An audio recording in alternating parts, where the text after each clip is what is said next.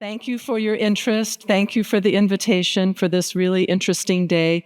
My piece for today's symposium is to answer this question: how did Germans in the old Federal Republic come to express criticisms of Germany's colonial empire? I want to pause for a moment to consider how very specific this question is. This question is not about all kinds of discussion. It's about criticisms only. The people whose criticisms I examine were not East Germans or Africans or Pacific Islanders or Chinese whose forebears lived under German rule, or anyone else, but West Germans specifically. So as I quickly move through the rest of this talk and I'm saying Germans this and Germans that, I'm always talking about West Germans in the old Federal Republic. And this criticism was not of various colonial empires or colonialism in general, but what I'm talking about would be their criticisms of German colonialism. So my remarks, and indeed this symposium, are one piece of what one could say about a much larger area of inquiry regarding many people's memories of German colonialism, or regarding Germans' memories of many colonialisms. I locate our question in the area of Mnemohistorie or Gedächtnisgeschichte, as Raphael Gross said earlier today, the study of historical memory, of why past phenomena come into consciousness at certain times. To study memory often means to study forgetting, distortions, silences. Mnemohistorie is not about telling people how they should remember, but rather tracing the messy ways in which they do remember. So I ask you not to envision West Germans as continuously thinking about German colonialism and then changing their mind as they weigh this information or that information. That is not how people remember. Rather, I ask you to envision West Germans being preoccupied with some things, and then pieces of German colonial history are coming to their attention in various ways and coming to be perceived in the moment as relevant to their existing preoccupations. Historical memory can produce claims that are powerful, even if those claims are not very coherent or based on well-defined criteria. That doesn't mean that they can't be powerful. In the context of mnemohistory, we can approach such claims as emotional messages that can give us clues about what they mean to their speakers. And I want to give you two examples of famous, I would say, emotional claims about the German colonial empire, and then proceed with my remarks proper. One such lasting claim is the idea that Germans were different from and more empathetic than other European colonizers. That's actually a frankly emotional claim, just even in its content. Another lasting claim is that the German colonial empire did not last long, was not profitable, and was not large with regard to numbers of German colonists or overall population or territorial area, and that therefore it was supposedly ephemeral or unimportant. And this is a claim that, because it invokes data, perhaps could be believed to have a certain objectivity. But if we think about it more, we can see this claim is not well defined. How much duration or size defines importance? Importance to whom? I've heard and read this claim literally hundreds of times in 30 years of reading about German colonialism, and I've never once seen a rigorous comparative analysis to undergird this claim. I would call it, too, an emotional claim. I think it's a claim that says, let's not worry about this too much. Preoccupations in the moment and emotional claims, I would say, drive historical memory. The critical attention West Germans gave to the German colonial empire was very uneven. It was uneven geographically, which part of the German colonial empire they talked about. It was uneven regarding subject matter, what particular themes they focused on when they did talk about the German colonial empire. And it was uneven with regard to its timing. It bubbles up at certain times. It's not prevalent at other times. This unevenness is our clue. West Germans raised criticisms of Germany's colonial past as part of responding to other issues in their moment. And the answers to how and why these criticisms emerged will lie in the years of the 1960s and 70s. And the examples of Namibia on the one hand and Nauru on the other will give us a closer look at the emergence of this critical discourse on German colonialism and together illustrate the unevenness of critical memory. For these two places have been remembered and the German colonial rule there has been criticized in very divergent ways. Namibia received the most attention from West Germans critical of German colonialism. In fact, I could say it sometimes seems to stand for all of German colonialism. It's synecdoche for German colonialism.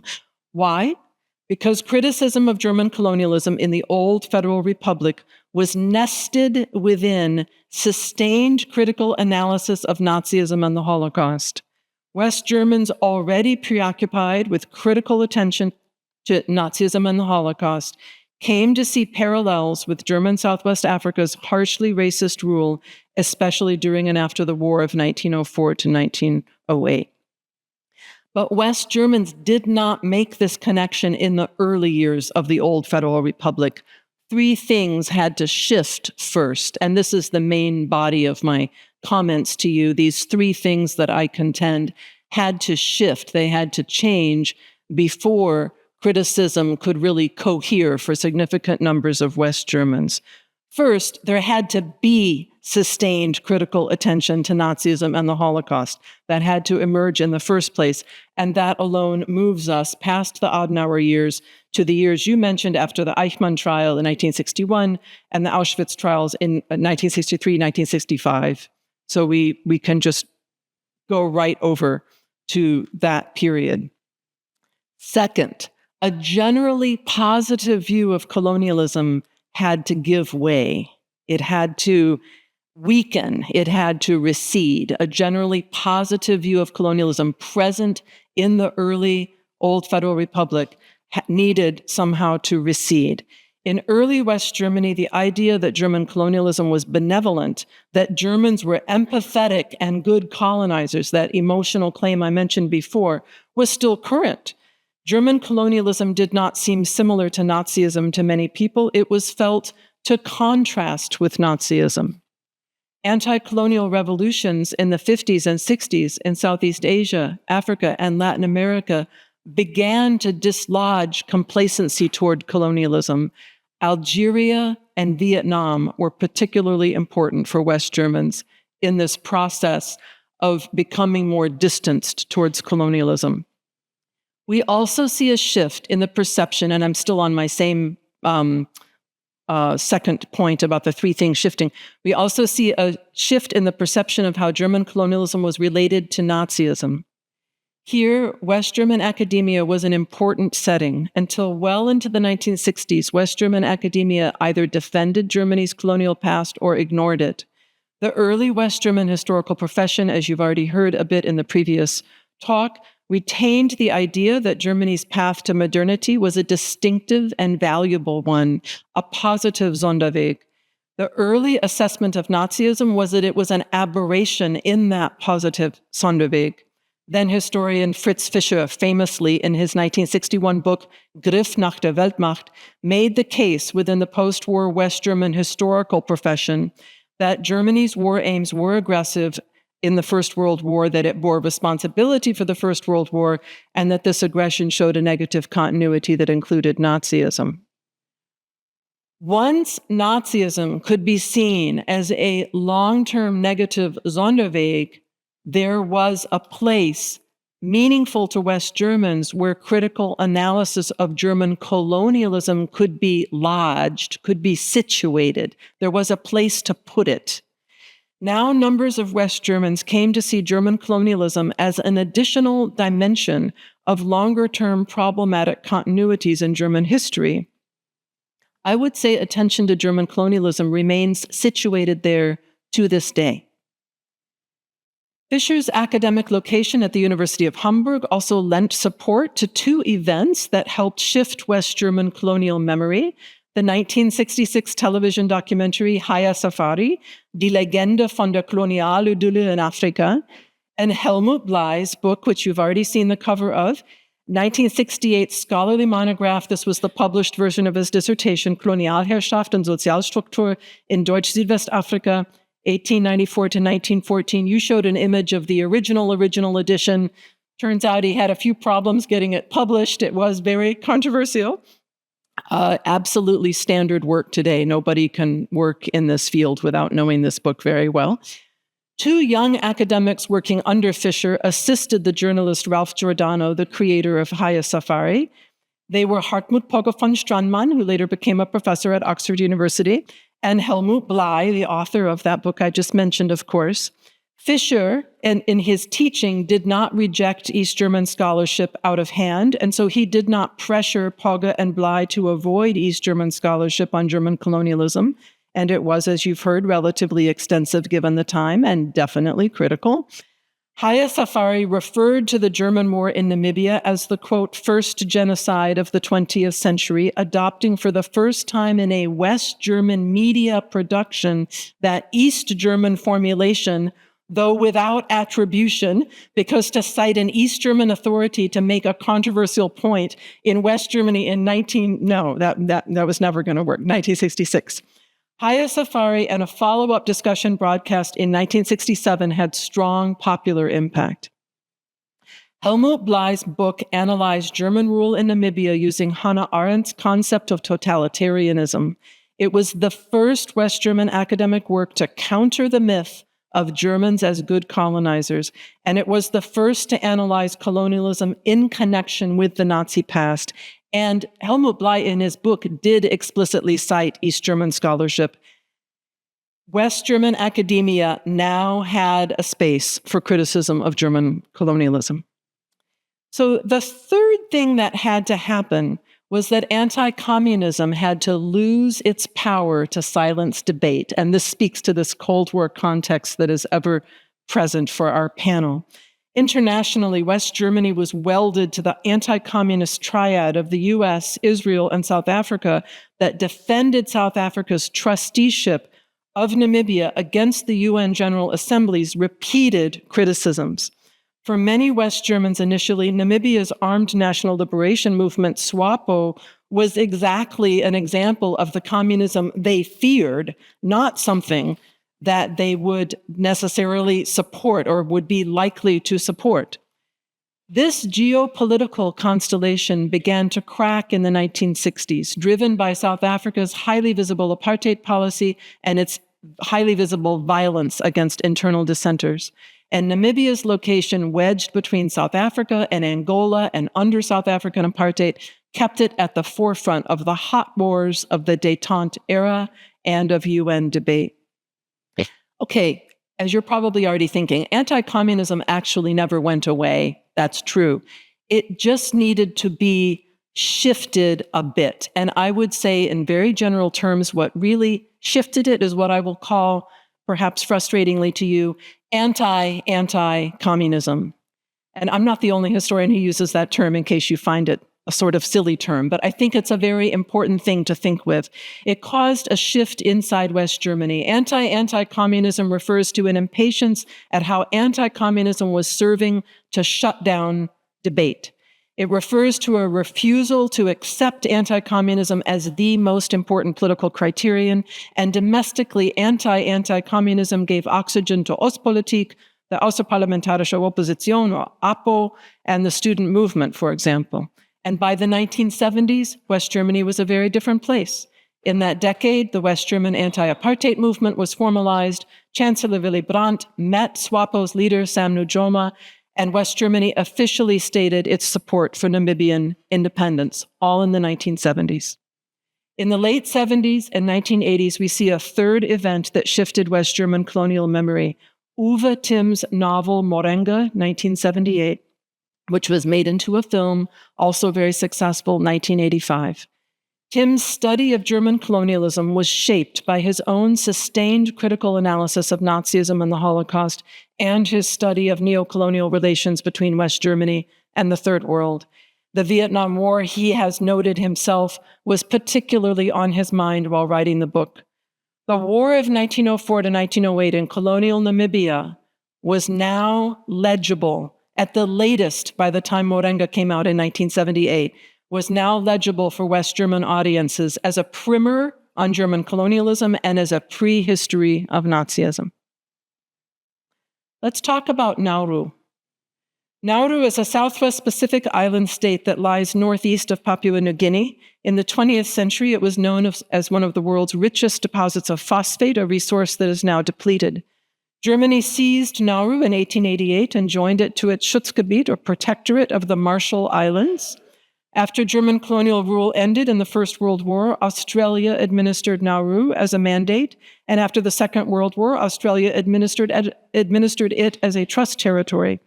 Nauru became independent in 1968, but remains de facto under Australian control, speaking of things that change and don't change, as we talked about earlier today. Nauru barely figured in West Germans' criticisms of German colonialism in the 1960s and 1970s, yet it has parallels with Namibia. Both were Class C mandates in the interwar period and trust territories after 1945. The problems of both were discussed at the UN. Both are famous cases in international law, neither one obscure at all in the field of international law. Both cases display important wrongs done by colonial powers that have had drastic effects up to the present day. No genocidal colonial war took place in Nauru. The closest it came to genocide under cover of war was a disastrous evacuation that Japan forced on it during the Second World War. Instead, the story with Nauru is one of German and other private enterprise actors cooperating with German and other state actors. So we have multiple states, and we have state actors and private enterprise, private citizens, collaborating to authorize and carry out natural resource extraction that has devastated the island. Nauru, under German then Australian rule, was a business deal masquerading as a colony or mandate. Bismarck's protectorates, indeed, were intended to protect European companies, not the people in those territories. The legal device of the protectorate served to exclude imperial rivals and secure private property rights, while intentionally avoiding what were recognized in international law at the time as the obligations of effective occupation. And the private property rights have remained. There's never been a turning point or a stopping point for them. Whether Nauru was a protectorate, a colony, a mandate, a trust, or an independent state, all of those statuses have preserved the legal continuity that supported drastic natural resource extraction. And these legal commercial arrangements, justified with reference to German-era arrangements in the 1880s and retained by German, Australian, and New Zealand, actually, I should mention, investors and administrators since, have sharply limited Nauruan autonomy, rendered most of the island uninhabitable, and put Nauruan's very cultural continuity under extreme stress. This is a different kind of genocide, a sort of genocide by capitalism and neo-colonial international law. Nauru is not a marginal case in critical histories of international law, but rather an exemplar of key modes of colonial exploitation. So what made Nauru so little remembered in West Germany? There was no event in colonial Nauru that offered a connection to Nazi genocide, as did the colonial war in Namibia. The old Federal Republic stated no special responsibility towards those identifying as German in the Pacific, while the old Federal Republic did continue to be concerned with Namibians of German background, or for that matter, people living in South Africa of German background. Australia's racist domestic and quasi-colonial policies did not elicit nearly the international criticism that South Africa's did. And Nauru directed its protests toward Australia and not towards Germany. German culpability must have seemed distant across all the intervening years of Australian, New Zealander, and British phosphate exploitation, although in fact, of course, it was no more or less chronologically distant than it was regarding Namibia. To conclude, West Germans criticized German colonialism in the 1960s and 70s because they were criticizing the Federal Republic they lived in, a state that was retaining ex-Nazis in leadership positions, failing to confront the many dimensions of the Holocaust and of Nazism, and excusing anti-democratic regimes in the name of anti-communism. Criticism of German colonialism felt pertinent as part of a critical analysis of Nazism and as part of Third World solidarity. Different eras point us to different preoccupations shaping German memory. Today, Germans' criticisms of German colonialism are often nested within critical discussion of racism inside Germany. These criticisms are part of a struggle to embrace the fact that Germany is home to many kinds of Germans and is not a place of white people only. I would finally like to acknowledge my debts to the scholarly work of Reinhard Küssler, Britta Schilling, Joachim Zeller, Kate Storr, and my fellow panelist, Christiane Burger. And I would also like to acknowledge a former Humboldt University professor, Adolf Rüger, who back in 1992, when I came to him as a student, recommended that I read Morenga. Thank you.